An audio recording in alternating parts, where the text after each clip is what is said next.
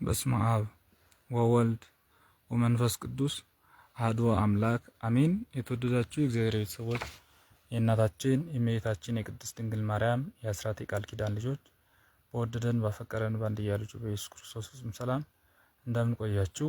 አሜን። የአምላካችን ስሙ ዘወትር የተመሰገነ የተወደሰ ይሁን። ዛሬ አንድ ጥቂት ነገር የምናነሳበት ርዕስ ለምን በመስቀል ተሰቅሎ ሞተ በሚል ርዕስ እንነጋገራለን። አንደኛው ምክንያት አይሁድ በመረጡት ሞት ነው የሞተው።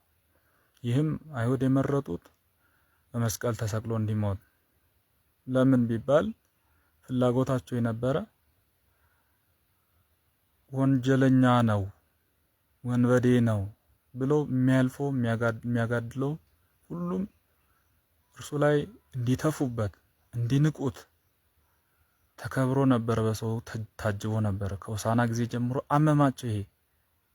ይሄ ስላመማቸው በተናቀ ሞት እነሱ በመረጡት ሞት እንዲሞት አደረገ። ራሱም ደግሞ ሐሳብ ቢሰጥ ኖሮ እንደዚህ አድርጋችሁ ግደሉኝ ቢል ኖሮ እኛ እሱ በሰጠ ሐሳብ ስለሞት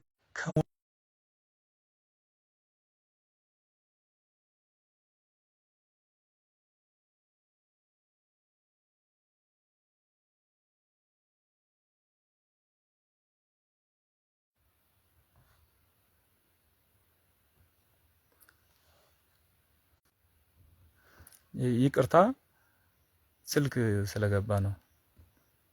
እና እነሱ በመረጡት መሞቱ እርሱ ሐሳብ ሰጥቶ ቢሆን ኖሮ እርሱ በሰጠው ሐሳብ ስለገደልነው ነው የተነሳው ብሎ ትንሣኤውን ይክዱ ነበረ።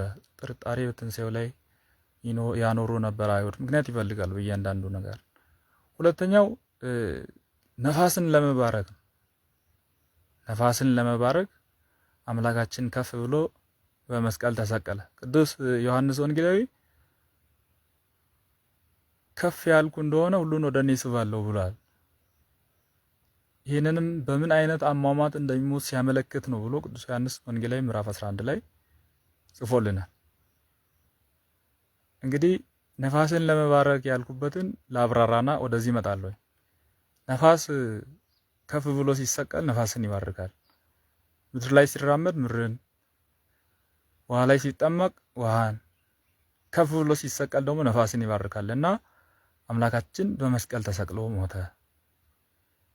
ሁለተኛ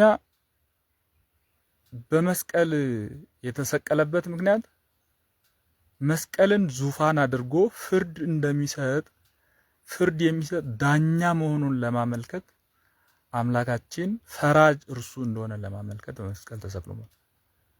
በሰቀሉት ጊዜ እነሱ እንዳሰቡት ከወንበዴዎች ጋር ነበርና አንደኛው ወንበዴ በኃጢአት ጸንቶ ሲኦል ሲገባ፣ አንደኛው ወንበዴ ንስሐ ገብቶ ገነት ሲገባ እናያለን። በቀኝ ያሉትን በጎችን ፍርድ የሚሰጥ መሆኑን፣ በግራ ያሉ በኃጢአታቸው የጸኑትን ፍየሎችን ወደ ሲኦል የሚወስዳቸው እርሱ መሆኑን ያጠይቅ ዘንድ አምላካችን በመስቀል ተሰቅሎ ሞተ። ሶስተኛ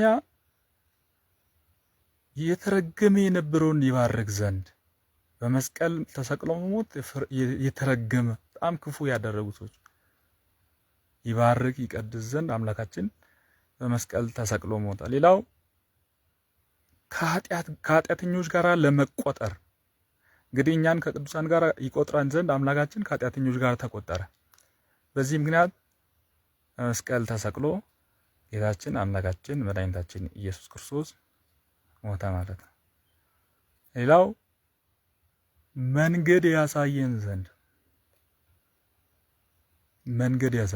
ሀገራችን በሰማይ ነው አለ ቅዱስ ጳውሎስ፣ ወደ ላይ ማደግ እንዳለብን። ሌላው